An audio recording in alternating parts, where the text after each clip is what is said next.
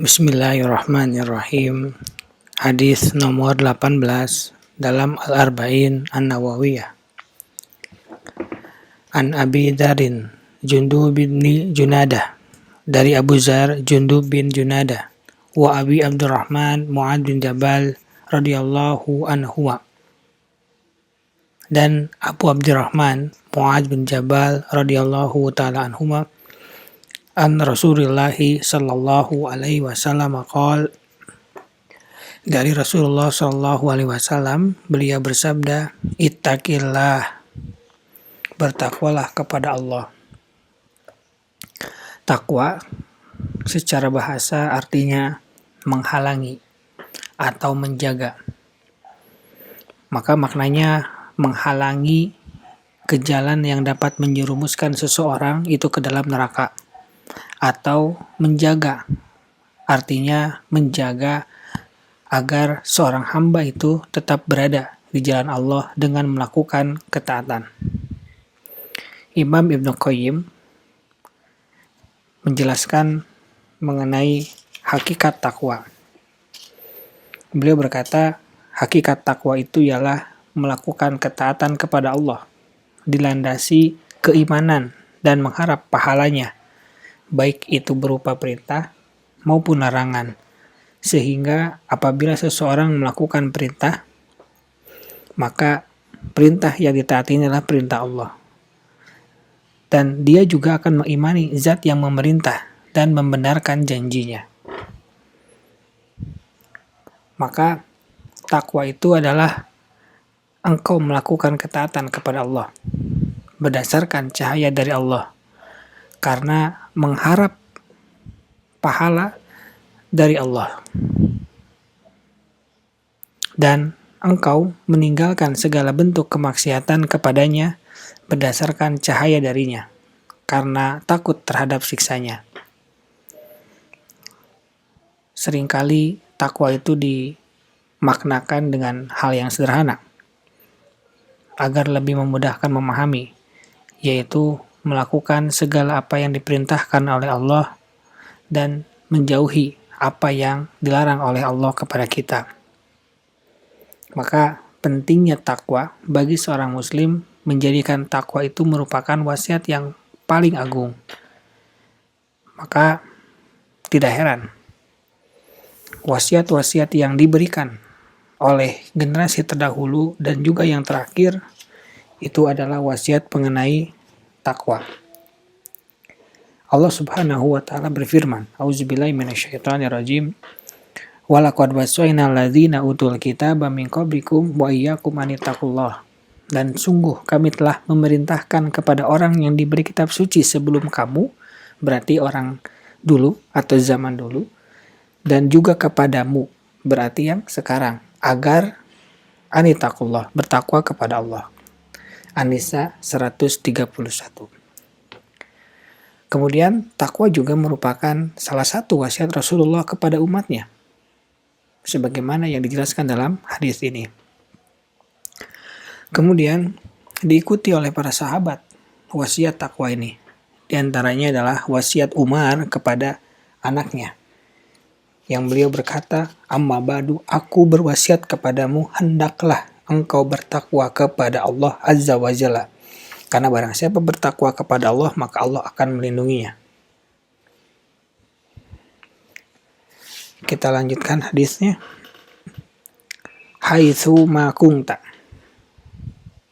dimanapun engkau berada. Maksudnya, bertakwalah dimanapun engkau berada. Bertakwalah kita di bumi Allah, dimanapun kita berada. Baik itu dalam keramaian maupun dalam kesendirian.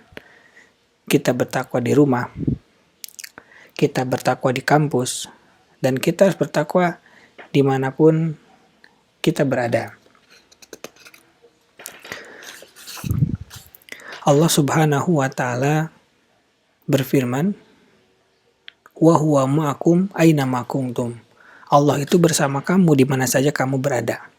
Al-Hadid ayat 4. Ayat ini menunjukkan bahwa Allah Azza wa Jalla itu selalu mengawasi kita di mana saja kita berada. Maka kita harus camkan bersama-sama bahwa bertakwalah dimanapun berada. Bukan hanya saja di masjid, bukan hanya ketika ada orang tua, bukan hanya ada teman-teman soleh kita, tapi dimanapun. Berikutnya, wa'at bisayyi'at al-hasanah tamhuha.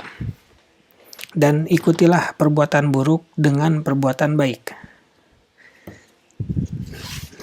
Niscaya perbuatan baik itu akan menghapuskannya.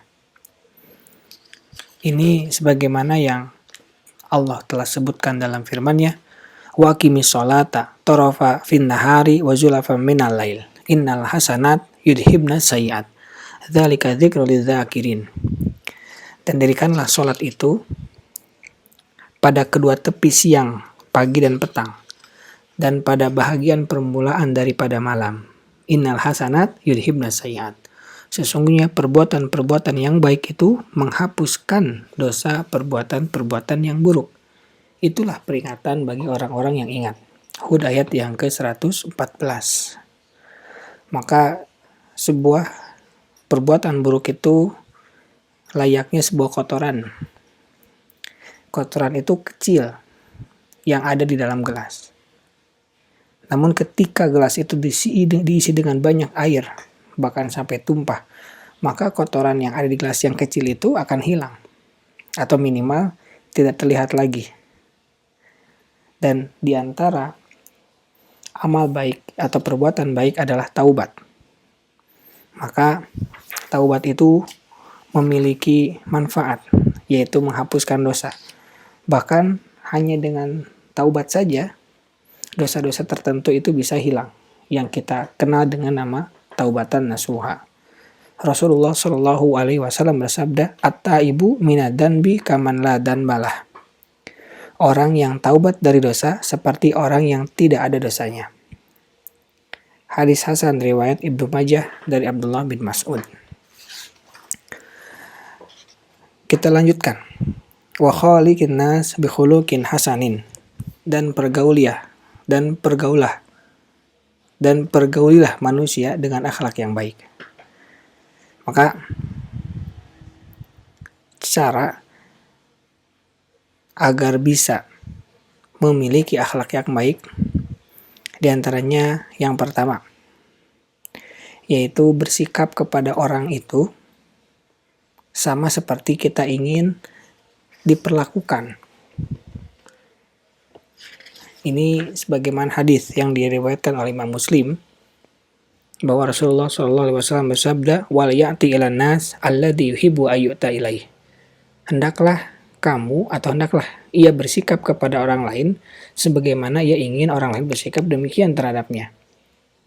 Ini hal yang sederhana agar kita bisa berakhlak mulia. Kemudian yang kedua, yaitu tentu mengikuti panutan kita, yaitu adalah Rasulullah Shallallahu Alaihi Wasallam, sebagaimana dalil yang sering kita dengar bahwa Allah Subhanahu wa taala berfirman, laqad kana lakum fi Rasulillahi uswatun hasanah liman kana yarjullaha wal yaumal akhir wa dzakarallaha katsira. Sesungguhnya telah ada pada diri Rasulullah SAW itu suri tauladan yang baik bagimu, yaitu bagi orang yang mengharap rahmat Allah dan kedatangan hari kiamat dan yang banyak mengingat Allah. Inilah role model kita yang harus selalu kita pastikan, kita usahakan, kita doakan agar bisa minimal mendekati Rasulullah SAW. Kemudian, cara lain agar akhlak yang kita miliki menjadi akhlak yang baik adalah dengan cara duduk dan bergaul dengan orang-orang yang baik. Sebagaimana Rasulullah SAW itu bersabda, ar-rajul ala dini khalilih falyangdur ahadukum mayu khalil. Seseorang itu dilihat dari agama temannya. Maka hendaklah salah seorang di antara kalian melihat dengan siapa ia berteman. Hadis ini, hadis nomor 18, menyebutkan kepada kita 3 hal yang sangat penting untuk kita lakukan. Yang pertama yaitu bertakwa, di mana takwa itu sudah dijelaskan tadi sangat penting. Kemudian bagaimana cara meraih takwa? Secara singkat itu yang pertama adalah dengan cara menuntut ilmu syar'i dan juga mengamalkannya. Yang kedua, melaksanakan semua perintah Allah dan menjauhi larangannya, baik itu perintah yang besar maupun perintah yang kecil. Dan perintah yang paling besar adalah mentauhidkan Allah. Dan larangan yang paling besar adalah mempersekutukan Allah. Yang ketiga, bergaul dengan orang-orang yang soleh. Yang keempat, selalu merasa diawasi oleh Allah Ta'ala. Yang kelima, selalu berdoa kepada Allah agar diberikan ketakwaan. Itu hal yang pertama. Yang kedua adalah mengiringi keburukan dengan kebaikan. Dan yang ketiga adalah bergaul dengan akhlak yang baik. Subhanaka Allahumma wa bihamdika asyhadu an la ilaha illa anta astaghfiruka wa atubu ilaik. Assalamualaikum warahmatullahi wabarakatuh.